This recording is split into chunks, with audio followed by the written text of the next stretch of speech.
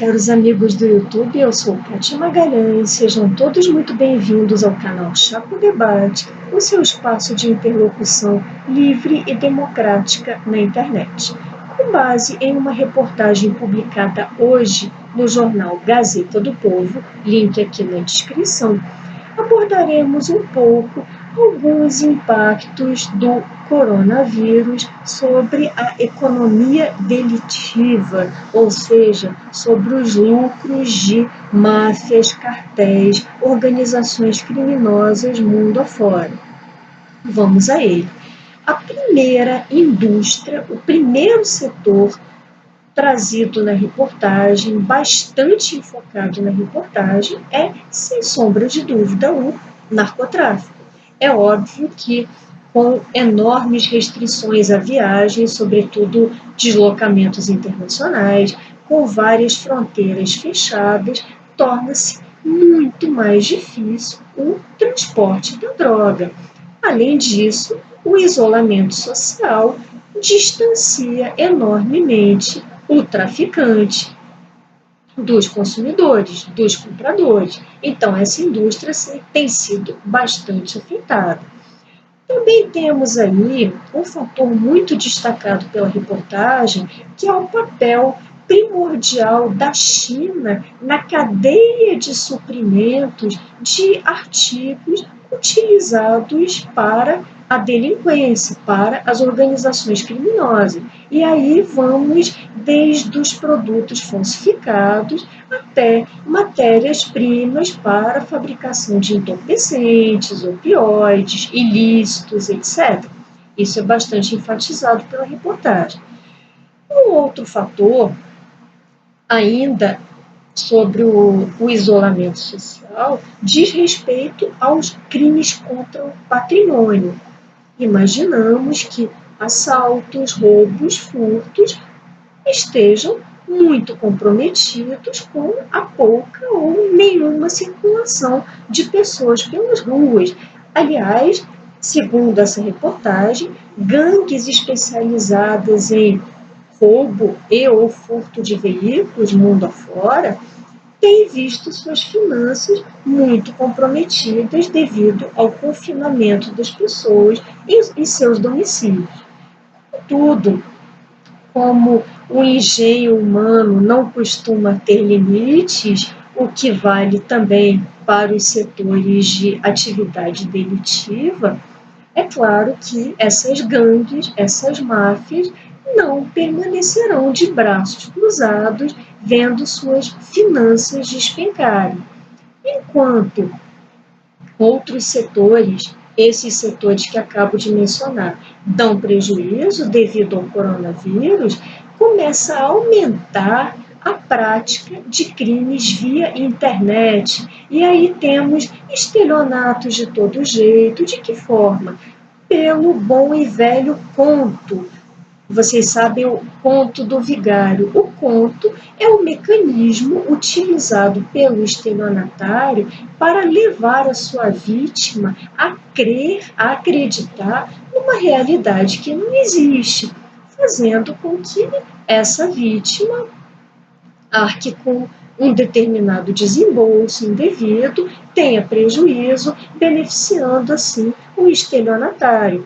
E aí temos gangues especializadas em contato com clientes de bancos, clientes de operadoras de telefonia, solicitando dados, inclusive suscitando o corona, a pandemia, como fundamento para a requisição de dados por telefone, por internet, o que faz muitas vezes com que vítimas mais crédulas, mais ingênuas, cheguem a dar suas senhas, seus códigos a pessoas totalmente desconhecidas que estariam falando em nome de um determinado banco, de uma determinada instituição. Também temos, devido ao incremento do corona, temos contos, vejam como o ser humano pode ser inventivo, inclusive para a prática de torpezas. Temos contos envolvendo supostas vaquinhas, coletas de recursos para auxiliar certas categorias de pessoas, pessoas desempregadas, para auxiliar animais, pets, desabrigados, cujos proprietários estejam em situação famélica, de desemprego e tudo mais. É a inventividade humana trabalhando em prol do crime. Então, essa prática delitiva, sim, tem sido muito mais perpetrada. Vamos a outra, com escolas, creches fechadas e acesso fácil de crianças e adolescentes à internet, muitas vezes sem controle dos pais ou dos responsáveis, temos aí um aumento significativo dos crimes de pedofilia. Então, atenção, você que me escuta, se tiver alguma criança por perto, alguma criança, um filho, um familiar seu, controle o que essa criança está vendo, com quem ela está se conectando via internet, que também pode ser um meio para a prática de delitos. Bom, essa era a temática do artigo da Gazeta do Povo. Saindo do artigo e chegando à nossa realidade nacional. Até o momento, se estiver enganado, por favor me auxilie e enviem dados, porque até o momento não deparei com eles. Até o momento, não creio dispor de dados sobre o impacto do corona na prática de crimes contra patrimônio e até de narcotráfico. Realmente não deparei com esses dados. Em compensação, o que tem sido muito comentado em vários canais de mídia é o aumento dos crimes ligados à violência doméstica, Lei Maria da Penha, sobretudo crimes contra as mulheres. Por quê? Acho que certamente devido ao confinamento forçado, que faz com que as pessoas tenham de conviver 24 horas ao dia, embora muitas vezes não desejem essa convivência, pensem sobretudo em camadas mais desfavorecidas da sociedade, onde podem haver 8 a 10 pessoas habitando o mesmo cômodo minúsculo, pessoas de baixa escolaridade, de baixo acesso a letras, à educação, até a própria internet, que é uma ótima válvula de escape para esse contato 24 horas por dia em confinamento com os demais habitantes do seu domicílio, da sua casa. Então, essa é uma situação que costuma favorecer violência doméstica, reitero, sobretudo nas classes inferiores. E temos uma segunda situação, que é a situação de estresse. É o medo, é o pânico, é o ser humano diante da iminência da morte, mas da figura da morte como uma imagem extremamente concreta, a morte ali a poucos metros de você, quase que jogando xadrez com você, permitindo até que você ganhe um certo tempo, mas a morte lá, e eu usei o xadrez como uma metáfora ao conhecido filme do Bergman, onde a morte joga xadrez. A morte está lá, jogando xadrez com você, e você, todos nós, estamos com muito receio, estamos encarando de perto a nossa finitude, a perspectiva de encerramento pronto das nossas vidas. Essa é uma situação de muito estresse que tem sido apontada por especialistas como fator bastante ensejador de violência doméstica. E agora chegamos ao ponto que eu mais gostaria de debater com vocês nesse vídeo, que diz respeito à criminalidade no cenário nacional. Acho que vocês devem ter ouvido falar ou devem ter lido a recomendação 62 do CNJ, Conselho Nacional de Justiça, onde este órgão recomenda, sugere, vejam, trata-se de uma recomendação, não tem força de lei, não tem força cogente, como se diz no mundo de direito. apenas uma recomendação.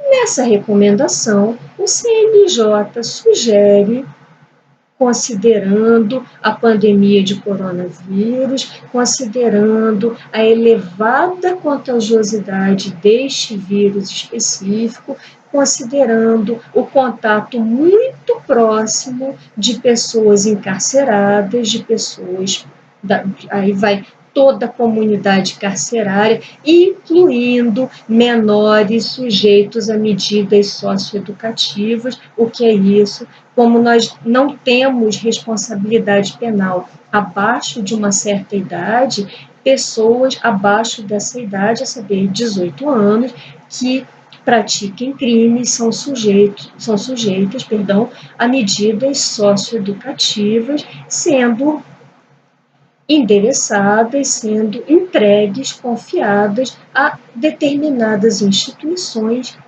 específicas para menores.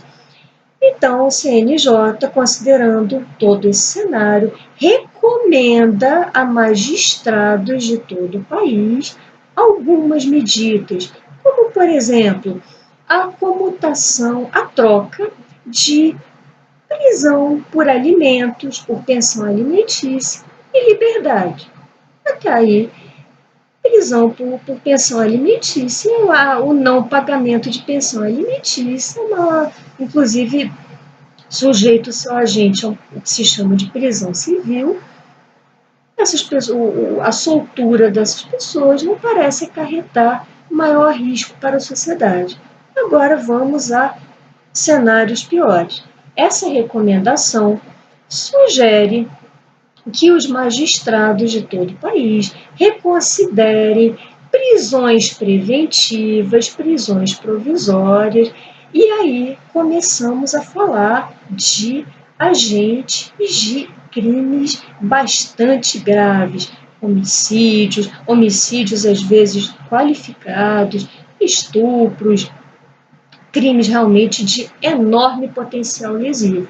Então, com amparo nessa recomendação do CNJ, abre-se um vastíssimo leque para os magistrados, para os juízes competentes na esfera criminal e para os juízes da infância e da juventude também, responsáveis pela determinação de guarda, de confinamento desses menores no âmbito de medidas socioeducativas, abre-se um leque infinito de possibilidades. Eu ouso dizer infinito, porque realmente o rol trazido na recomendação do CNJ, se desejarem, procurem lá no Google, recomendação 62 do CNJ, é muito vasto e muito indefinido.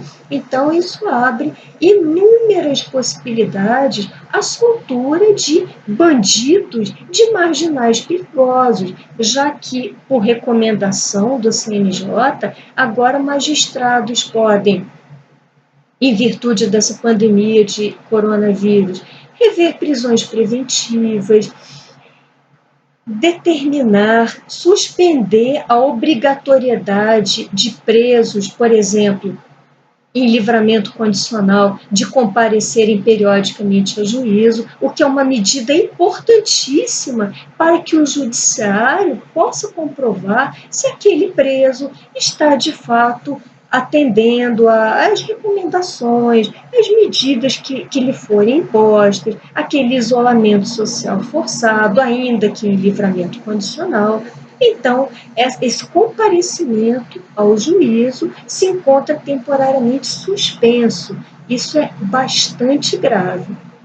Bom, diante desse cenário, mais uma vez levanta-se uma voz, diria eu, bastante autorizada para tratar da matéria, já que é especialista em direito penal e, como sempre, como tem se mostrado, pelo menos até o momento, bastante corajosa. E a voz da professora Janaína Pascoal, professora de Direito Penal e atualmente deputada estadual da ALESP. Hoje, a deputada e professora publicou no seu Twitter uma mensagem bastante indignada com, naturalmente, o CNJ e com vários de nossos magistrados que têm sido responsáveis, sim, pela soltura de marginais de bandidos perigosos. E diz a professora Janaína Pascoal, até estuprador de criança está sendo solto. E aí faz ela, a meu ver, uma indagação bastante pertinente. Dois pontos, abre aspas. Se amanhã um cão deixa, referindo-se aos marginais, estuprar uma criança, o magistrado poderá ser considerado partícipe? Fecha-se aspas. Bom, essa é uma pergunta bastante desafiadora. Talvez sim, muito possivelmente sim. Por quê?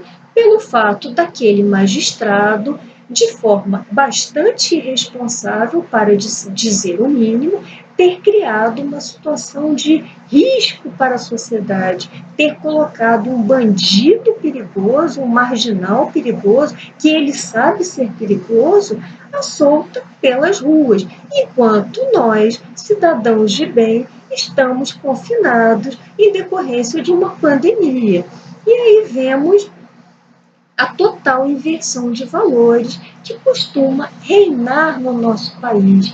E aí me permito ir até um pouco além. A grande empatia que boa parte da sociedade, convenhamos, nutre em relação a marginais. Pensemos em vários marginais do colarinho branco, sobretudo políticos, muito populares entre nós, que costumam ser flagrados em corrupção passiva, em desvio de dinheiro, mas diante dos quais várias pessoas exclamam coisas do gênero: é, de fato, roubou, desviou dinheiro, mas é uma pessoa maravilhosa, é uma pessoa que fez tão bem ao povo, que tirou tantas pessoas da miséria, etc. Enfim, uma simpatia bastante grande por marginais do colarinho branco que foram pegos em crimes graves.